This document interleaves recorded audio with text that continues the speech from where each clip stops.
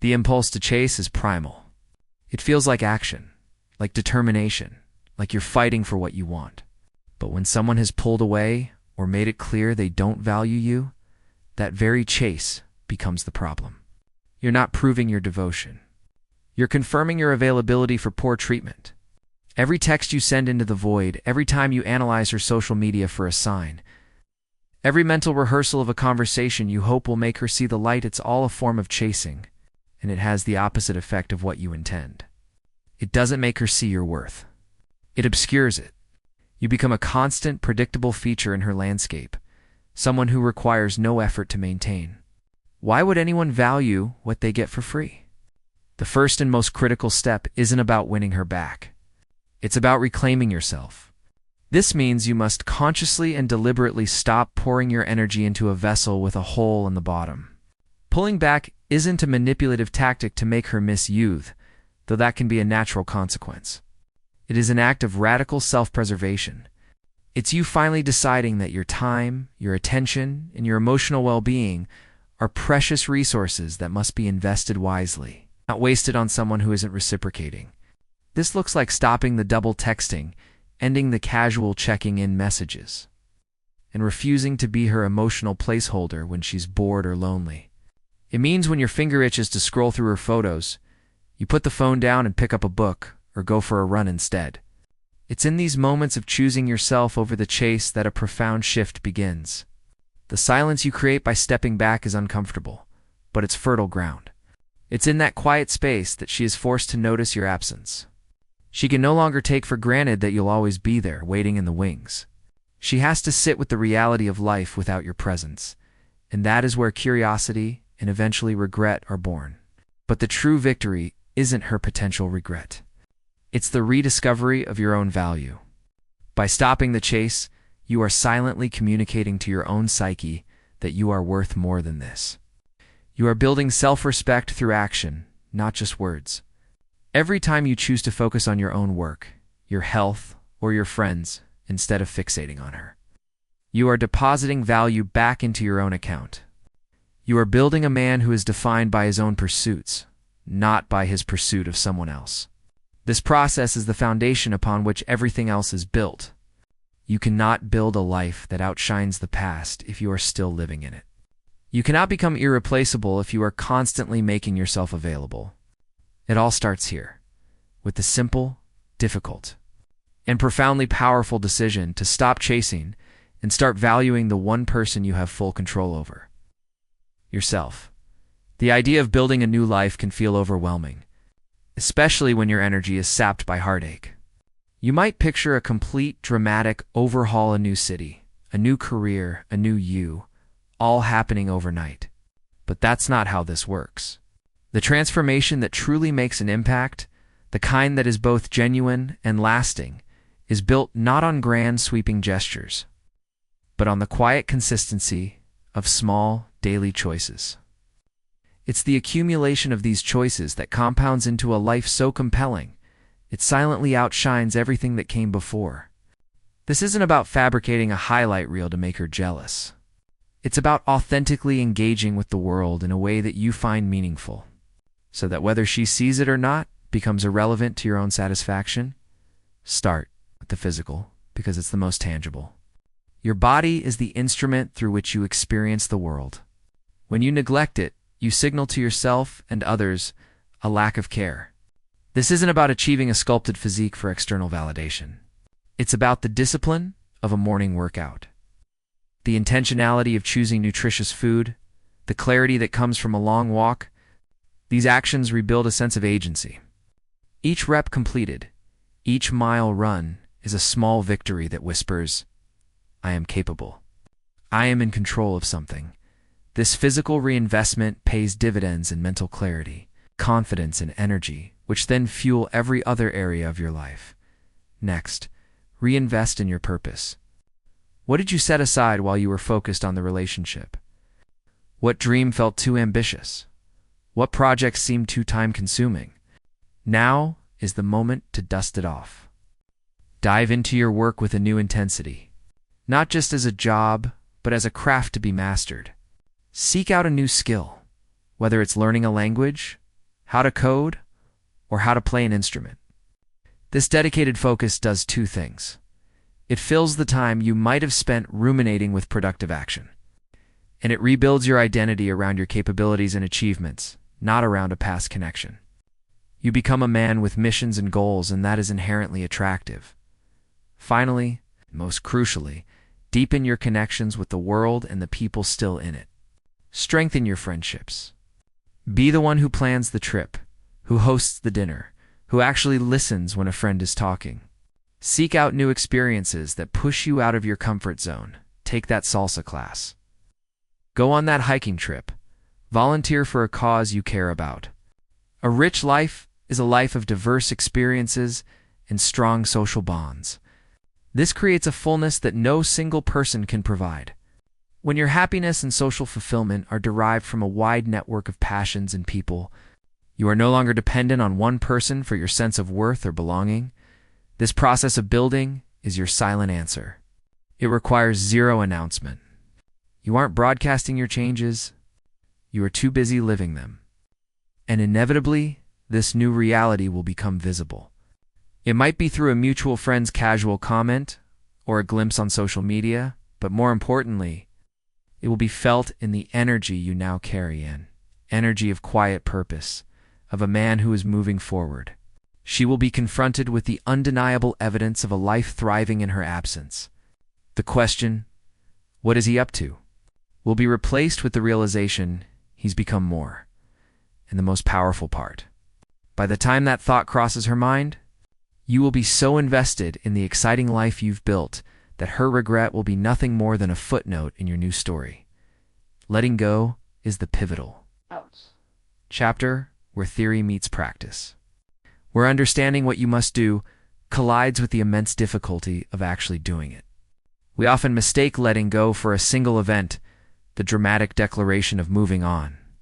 In reality, it is a quiet daily practice of releasing your grip on a story that has already ended. It is the conscious decision, made again and again, to stop trying to control a narrative you are no longer a character in. This is not about her. It is about the mental real estate she continues to occupy rent-free in your mind. Every time you replay a memory, dissect a text, or fantasize about a future confrontation, you are inviting her back in. You are clinging to a ghost, and in doing so, you are haunting yourself, preventing your own peace from ever settling in. The resistance to letting go is powerful, because it often masquerades as productive thought. You convince yourself that by analyzing what went wrong, you are solving a problem. But this is an illusion. You are not engineering a solution. You are spinning your wheels in the mud of the past, digging yourself deeper into a hole of frustration and sadness. This obsessive loop is a form of self-protection, a way to avoid the terrifying emptiness and uncertainty that comes with true release. The pain of what feels more familiar, and therefore safer, than the unknown of what could be. But this is a trap. By clinging to the familiar ache, you are choosing a pain you know over a potential joy you have yet to meet. You are prioritizing a memory over your own future. So how do you actually do it? You start by accepting a simple, brutal truth. You cannot change the past, and you cannot control her thoughts, feelings, or actions. Your power lies solely in your response. Letting go begins with a redirect of attention. It is the act of noticing your mind when it wanders down that familiar, painful path, and gently, without judgment, guiding it back to the present moment. It is in that split second when you choose to put your phone down instead of checking her profile. It is when you feel the urge to send a message and you channel that energy into a set of push-ups instead. It is when a sad memory surfaces and you acknowledge it, but then deliberately turn your focus to a project you're passionate about. This is not suppression. It is substitution. You are not pretending the pain doesn't exist. You are simply choosing to invest your finite energy into building something new, rather than endlessly maintaining the ruins of something old. With every one of these small choices, you are weakening the neural pathways of attachment and strengthening the pathways of your own autonomy and growth. You are proving to yourself, through action, that you can and will be okay without her. This process is gradual and often non-linear. There will be days when the past feels heavier than others. The goal is not perfection. It is consistent effort. It is getting back on the path each time you stumble. The ultimate freedom that comes from this practice is not that she will regret her choice, but that her choice will no longer dictate your happiness. Letting go unshackles you from the need for a specific outcome from her. It allows you to become driven by internal ambition, not external validation.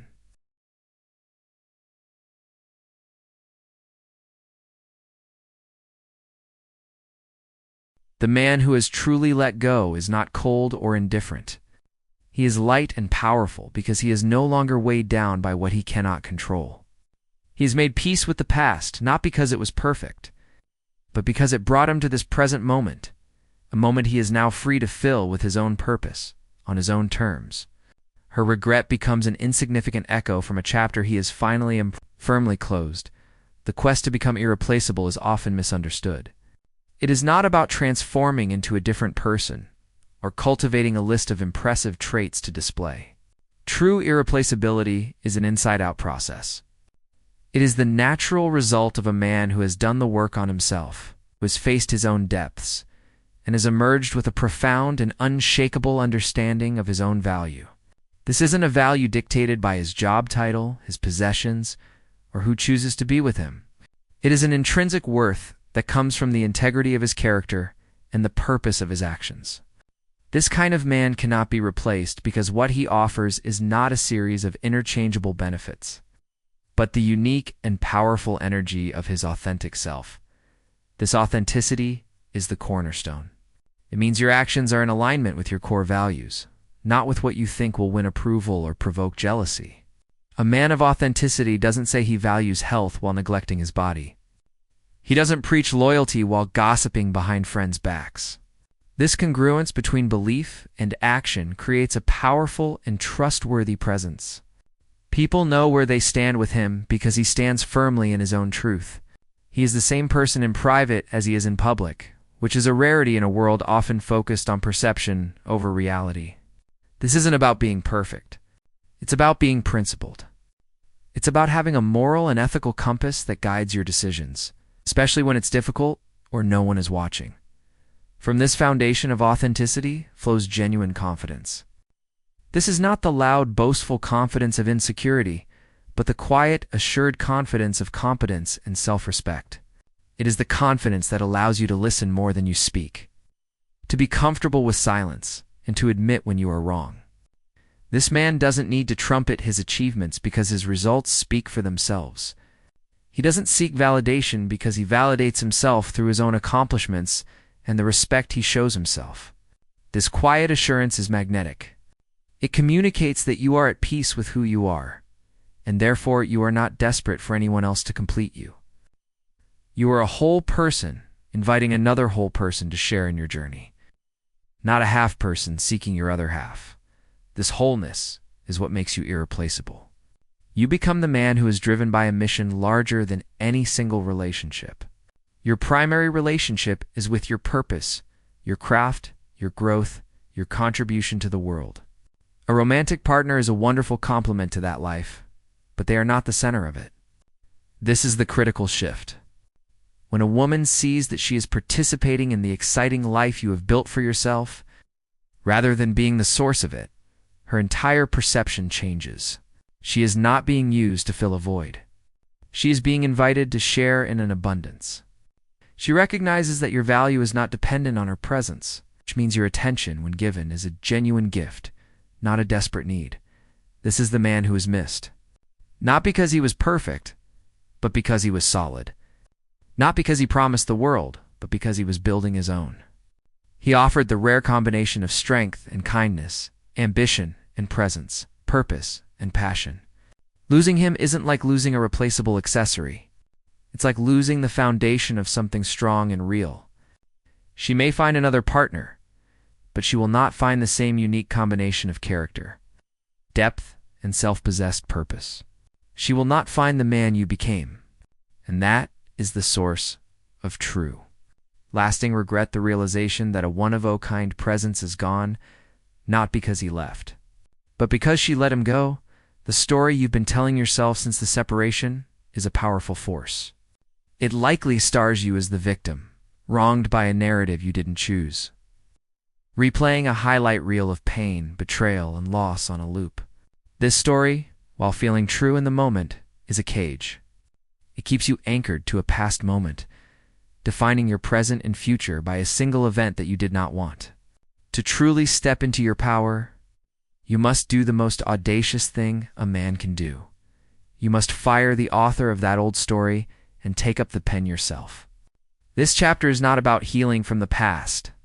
It is about authoring a future so compelling that the past shrinks in its rearview mirror. It is about radical ownership. This begins with a fundamental reframe. You must shift from asking, "Why did this happen to me?" to "What is this preparing me for?" This is not mere positive thinking. It is a ruthless and empowering pivot towards agency. The old story is passive, it happens, and you suffer. The new story is active, it happens, and you respond. Every experience, especially the painful ones, are data points and forging fires. They are not meant to break you, but to reveal parts of you that needed to be built. The heartbreak isn't the finale. It's the inciting incident in a story about your comeback. This reframe allows you to harvest meaning from the pain, to use it as fuel rather than let it act as an anchor. Writing this new chapter requires deliberate action. You are the protagonist, and a protagonist must have a goal. What is the quest? It cannot be win her back. That is a quest that keeps her as the prize, the central object of your narrative. Your new quest must be entirely your own. Is it to build a body that is strong and resilient? Is it to achieve a level of competence and success in your career that you've only dreamed of? Is it to cultivate a circle of friendships that are deeper and more authentic? Is it to develop a skill you've always put off? These are your new plot points. Each day becomes a sentence, each week a paragraph, each month a chapter in this new book. You are quite literally building the evidence that your story is one of growth and a triumph. This new narrative is not written for an audience of one. It is written for you. The moment you are doing it to make her see, you have handed the pen back to the past. The goal is to become so engrossed in your own plot, the challenges, the setbacks, the victories, that her opinion on the matter becomes literary criticism from a source you no longer respect. The setting of your story changes from the dimly lit rooms of memory to the vibrant, unpredictable world of new experiences. The characters are no longer ghosts from the past, but new allies, mentors, and friends you meet on your journey. The theme evolves from loss to self-discovery. When you finally grasp that you are the sole author of your life, everything changes. Regret, longing, and resentment are choices you stop making. They are weak plot devices you no longer need. You realize that your worth was never determined by her presence or absence. It is determined by your actions and your character. You write a story where you are not defined by who left you, but by who you became after they left. A story of resilience, of quiet strength, of a man who faced a storm and used its rain to grow. And when that story is finally being lived, the thought of her regret becomes irrelevant. You are too busy reading the next page, excited to see what the protagonist, a man who took control of his own narrative, does next.